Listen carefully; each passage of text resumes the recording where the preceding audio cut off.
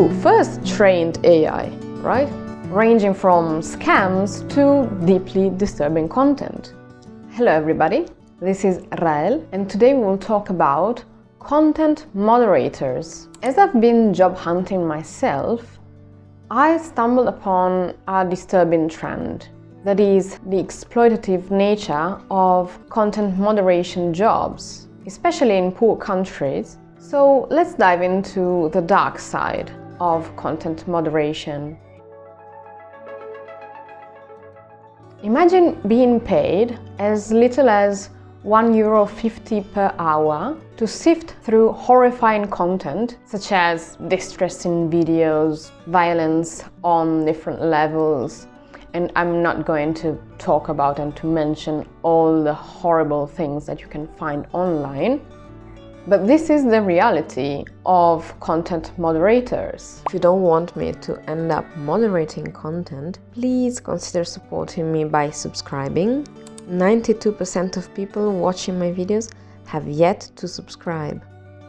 A famous example is the one of workers for Summer, which is a company that works for Facebook and outsources workers. These workers, for instance, live in Kenya and work from Kenya. In my opinion, it's modern slavery disguised as a job. What I noticed while job hunting is that nearly all of these positions are in some poor countries, so they expect people from poor countries to apply. Therefore, there's a limited access to the job application itself. But you can still read the application. And in my case, I was looking for Italian-speaking jobs, and a bunch of these are located in Portugal.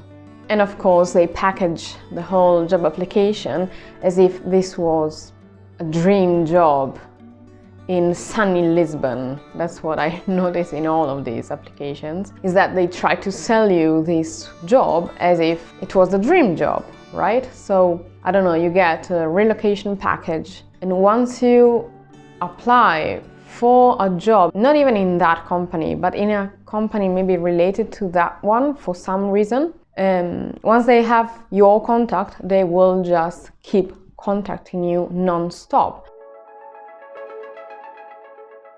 And what is it about this job, this type of job, that is concerning?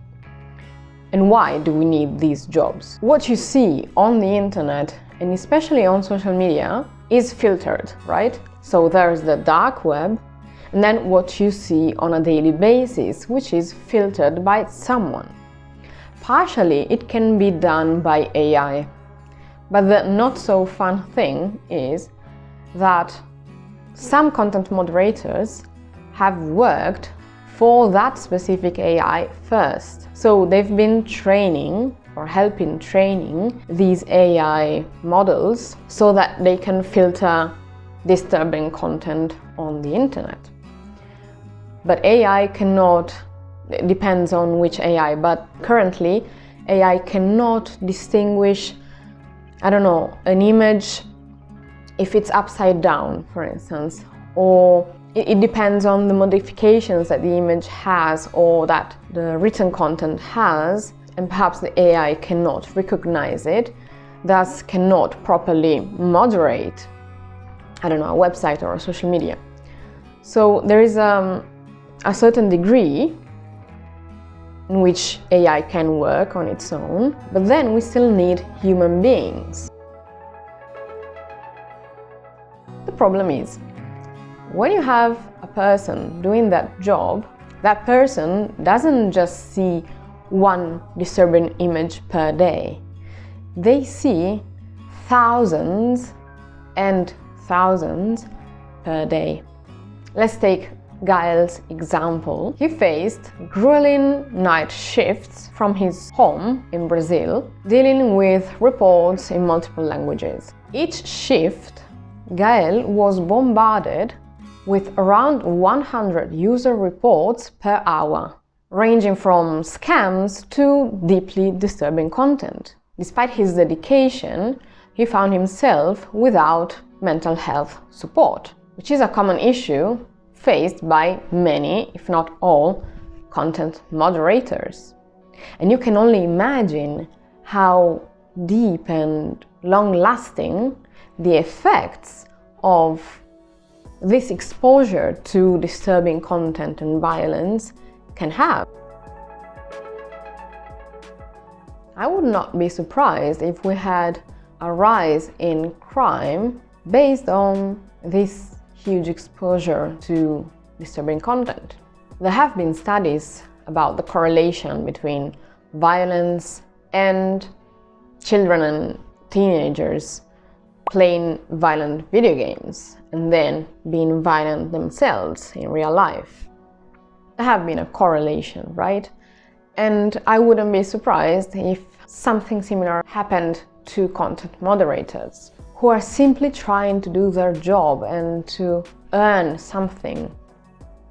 It's so unfair, and this is why I'm saying that it's like modern slavery. Because you are underpaid and you are working under terrible conditions, and on top of that, actually we don't know how deeply you will be affected by this job, because it can have long-lasting effects. So I cannot imagine how terrible it must be for content moderators.